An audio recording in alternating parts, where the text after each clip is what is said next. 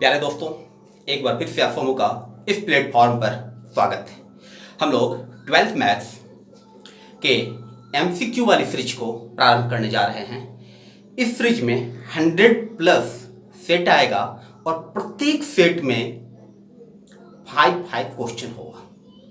प्रत्येक question Bihar board 12th maths के लिए काफ़ी महत्वपूर्ण है। या तो यह क्वेश्चन बिहार बोर्ड के द्वारा पूछा गया है या फिर अति संभावित प्रश्न है। एक बात और मैं बता देना चाहता हूं, आप किसी बैकग्राउंड से हों, आपने प्रोबेबिलिटी पढ़ा है या नहीं पढ़ा है, आपने 3D पढ़ा है या नहीं पढ़ा है, आपने रिलेशन एंड फंक्शन पढ़ा है या नहीं पढ़ा है, वो कोई मैटर नहीं रखेगा। क्योंकि हम जब क्वेश्चन बताएंगे तो क्वेश्चन के पीछे क्या कॉन्सेप्ट है, क्या फार्मूला है, क्या थ्योरी है, उसके बारे में भी हम लोग बात करते चलेंगे। तो चलिए दोस्तों, करते हैं प्रारंभ आज का सेट नंबर 1। सेट 1 में कितना क्वेश्चन देखेंगे हम लोग? 5 क्वेश्चन देखेंगे। चलिए देखते हैं पहला क्वेश्चन क्या कहा है। तो देखिए, पहला क्वेश्चन है, यदि दो घटनाएं ए तथा बी इस प्रकार हो कि probability of A by B equal to probability of B by A equal to 0, अर्थात ए बाय बी का प्रोबेबिलिटी और बी बाय ए का प्रोबेबिलिटी दोनों आपस में बराबर है, लेकिन वह 0 के बराबर नहीं है, तो इन 4 ऑप्शन में से कौन सा ऑप्शन सही है वो आपको पता करना है। तो चलिए करते हैं स्टार्ट। सबसे पहले मैं बता दूं एक formula, probability of E by F होता है probability of E intersection F by probability of F. हमने क्या लिखा? Probability of E by F equal to probability of E intersection F by P F. अब बात को समझिएगा, दिया हुआ क्या है, ये पहला का सॉल्यूशन कर रहे हैं। दिया हुआ है probability of A by B equal to probability of B by A. ध्यान दें, लेफ्ट हैंड में हम ये वाले फॉर्मूला का उपयोग करने जा रहे हैं। तो क्या हो जाएगा, ध्यान दें, ये वाला फॉर्मूला का उपयोग जब यहां पे करेंगे तो क्या है, ई बाय एफ के लिए क्या लिखा गया, ऊपर में ई इंटरसेक्शन एफ लिखा गया है, तो ए बाय बी के लिए क्या लिखा जाएगा, probability of A intersection B by, नीचे में एफ था तो पी एफ लिखा गया, यहां नीचे में बी है तो लिखा जाएगा पी बी इक्वल टू, देखो राइट हैंड क्या है, probability of B by A, तो लिख सकते हैं probability of B intersection A by probability of ए।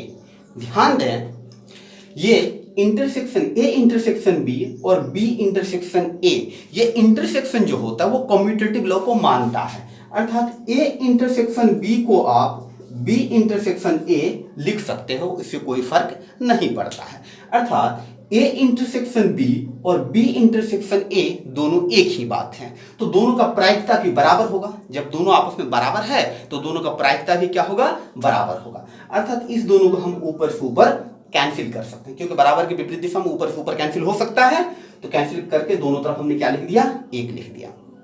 अब कोना कोनी गुना कर देंगे, क्रॉस मल्टीप्लीकेशन मेथड जिसे हम लोग कहते हैं।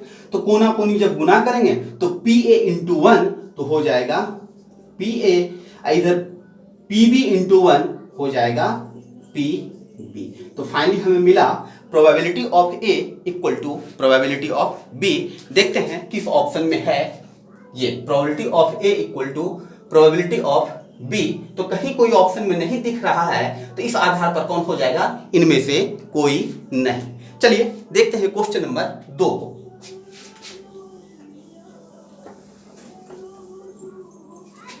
चलिए, क्वेश्चन नंबर 2 क्या कहता है? क्वेश्चन नंबर 2 कहता है 3/3 ऑर्डर के ऐसे अवयवों की कुल संख्या कितनी होगी जिसकी प्रविष्टि 0 या 1 है। अर्थात 0 या 1 की मदद से 3/3 ऑर्डर का कितना मैट्रिक्स बना सकते हो। क्वेश्चन फिर से मैं रिपीट करता हूं, 0 या 1 की मदद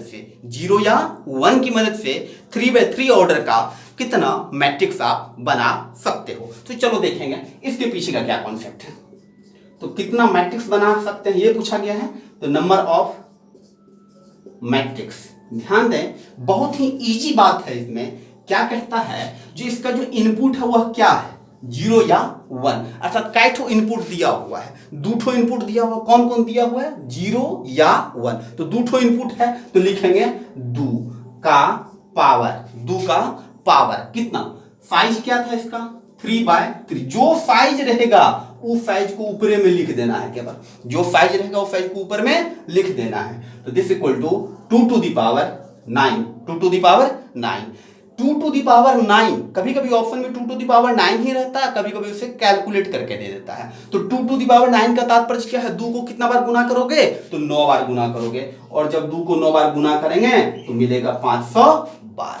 2 को जब 9 बार गुना करेंगे तो मिलेगा 512। देखते हैं ऑप्शन कहां मिल रहा है, ऑप्शन नंबर डी। चलिए देखते हैं क्वेश्चन नंबर 3 को।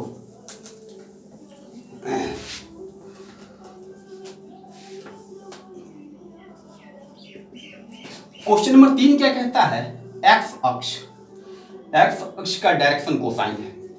ये पूछा गया ना, find the direction cosine of x axis. ध्यान से समझोगे बातों को, आपने 10th क्लास में पढ़ा है एक, जो एक्स अक्ष पर y का मान क्या होता है, 0 होता है। 10th क्लास में हमने 2D पढ़ा था। तो 2D में क्या था, x अक्ष पर y का वैल्यू 0 और y अक्ष पर x का वैल्यू 0। यहाँ पे ये क्वेश्चन जो वो आपका 3D का है। तो कौन कौन एक्सिस होगा, 3 एक्सिस होगा, x एक्सिस, y एक्सिस और z एक्सिस। तो यहाँ पर क्या होता है, x अक्ष पर y एंड z क्या होता है, 0 होता है। ध्यान देना 10th क्लास में आपने पढ़ा था x अक्ष पर y 0 होता है, क्योंकि वहां 2D था, यहां 3D हो गया, 3 ठो एक्सिस है। तो x अक्ष पर y तथा z क्या होता है, 0 होता है। ठीक, एक बात और समझें, 3D में जब किसी बिंदु का निर्देशांक लिखा जाता है ना, किसी बिंदु का निर्देशांक लिखा जाता है तो इस फॉर्मेट में लिखा जाता है। ये वाला बताता है x को, ये वाला बताता है y को, ये वाला बताता है z को। ध्यान देना किसके बारे में पूछा गया, x अक्ष के बारे में पूछा गया। तो x अक्ष के बारे में पूछा गया तो x का तो कोई ना कोई वैल्यू बताएगा, लेकिन y और z क्या बताएगा, 0 बता देगा। y और z क्या बता देगा, 0 बता देगा। अर्थात ये किसका हो गया, x अक्ष का निर्देशांक हो गया। अब मैं यहाँ पे फाइनली लिख देता हूं, जब x अक्ष का पूछा जाएगा, x अक्ष का पूछा जाएगा तो क्या करेंगे, x पर कुछ न कुछ वैल्यू होगा, y तथा z 0 होगा, y तथा z 0 होगा। जब y अक्ष का पूछा जाएगा, जब y अक्ष का पूछा जाएगा तो y का कोई न कोई वैल्यू होगा, y का कोई न कोई वैल्यू होगा, x तथा z 0 होगा। और जब z अक्ष का पूछा जाएगा तो जब z अक्ष का पूछा जाएगा तो z का कोई ना कोई वैल्यू होगा, x तथा y 0 होगा। ठीक है, साथ ही कभी कभी मूल बिंदु का पूछ देता है, मूल बिंदु का निर्देशांक, मूल बिंदु का निर्देशांक जब 3D में पूछेगा तो 0 0 0 होगा। क्लियर है। तो यही 4 टॉपिक है जिसमें ये तीनों काफी महत्वपूर्ण है, एग्जाम में कई बार पूछा गया है। तो एक्स अक्ष का पूछा गया था तो एक्स अक्ष का क्या हो जाएगा, x 0 0। क्लियर है। आते हैं क्वेश्चन नंबर 4।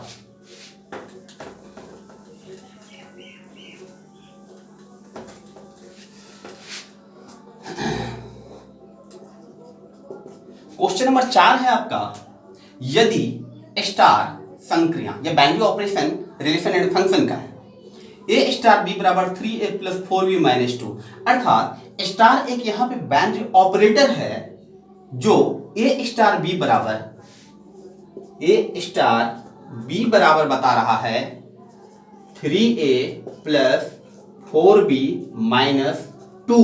तो पूछा गया है 4 स्टार 5 क्या होगा, 4 स्टार 5 क्या होगा। ध्यान से यदि देखेंगे आप क्वेश्चन को तो आपको ये पता चलेगा ए के जगह पर 4 और बी के जगह पर 5, अर्थात we have to find out the value of 4 star 5। चलिए देखते हैं क्या होता है। तो ए के जगह पे 4, ए जहां है वहां 4 लिखेंगे, बी जहां है वहां पे 5 लिखेंगे। तो लिखेंगे 3 इंटू ए के जगह पर 4 प्लस ये वाला 4, बी के जगह पर 5 माइनस 2। दिस इंप्लाइज 3 गुना 4 12 जोड़ 4 गुना 5 20 घटा 2 20 12 32 घटा 2 आंसर हो गया भैया आपका 30। ढूंढ लीजिए ऑप्शन में, ऑप्शन नंबर डी। आते हैं 5 नंबर के क्वेश्चन पे। 5 नंबर का क्वेश्चन क्या कह रहा है?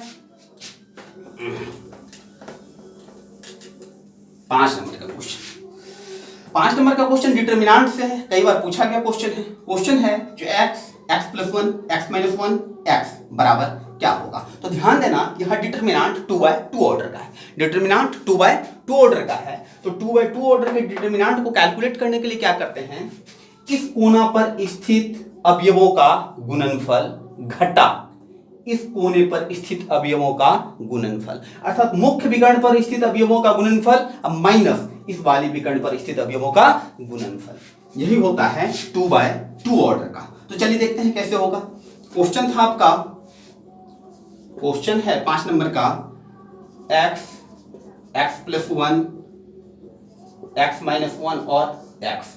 तो क्या करेंगे, मुख्य विकर्ण अर्थात ये वाला कोना, ई वाला कोना, मतलब जहां से लिखना स्टार्ट करते हो और जहां जाकर के लिखना खत्म करते हो ना, वो वाले कोना को जब मिला देते हैं तो उसी को क्या कहते हैं, मुख्य विकर्ण। तो कितना हो जाएगा, x गुना x, तो होगा x स्क्वायर माइनस इस दोनों का गुणनफल अर्थात x plus 1 into X minus 1 अर्थात एक्स स्क्वायर माइनस, ध्यान से देखेंगे a plus B into A minus B, A plus B into A minus B क्या होता है, A square minus B square अर्थात एक्स स्क्वायर माइनस 1 का स्क्वायर। ध्यान दें एक्स स्क्वायर